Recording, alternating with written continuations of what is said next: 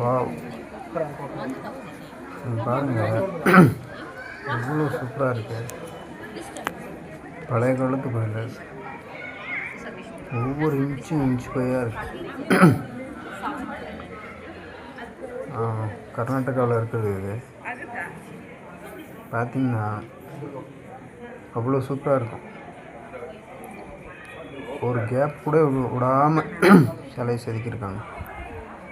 எங்கே பார்த்தாலும் அந்த கல்வெட்டு பார்த்தா அசந்து போயிடுங்க.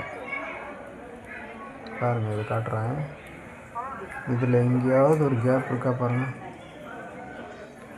எவ்வளோ நுணுக்கமாக பண்ணி வச்சுருக்காங்க.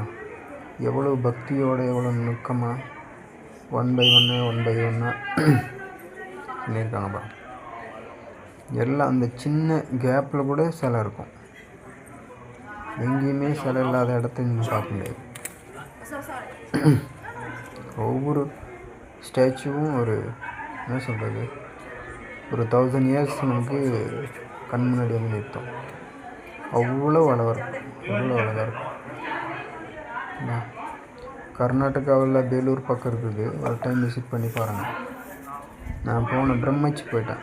இந்த மாதிரி ஒரு சிலை பண்ணால் ரொம்ப ரொம்ப ரொம்ப ரொம்ப ரொம்ப நல்லாயிருக்கும். இது வந்து சாளுக்கிய மன்னர்கள் கோசாலை அவங்க பண்ணது. ஸோ அவங்க பண்ணதுனால இவ்வளோ நுணுக்கமாக பண்ணியிருக்காங்க. அதுக்கப்புறம் சுல்தான்கள் படையெடுத்து இதெல்லாம் நிறையா அழிஞ்சு போச்சு. சுல்தான்கள் அழித்தாலுமே அதுவும் மீறி அந்த மக்கள் நிறையா பேர் உயிரை கொடுத்து இதெல்லாம் காப்பாற்றிருக்காங்க.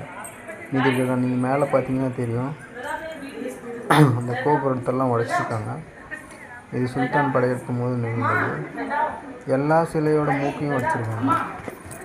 மூக்கு வந்து அந்த சிலையோட அழகு, அந்த அழகு கெடுக்குன்னு உடைச்சிருக்காங்க. அதெல்லாம் உடஞ்சிருப்பாருங்க.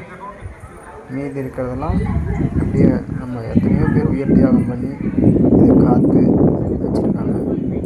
இன்னமும் அதை வச்சுருக்காங்க. உள்ளே இருக்கிறது இன்னும் சூப்பராக இருக்கும்.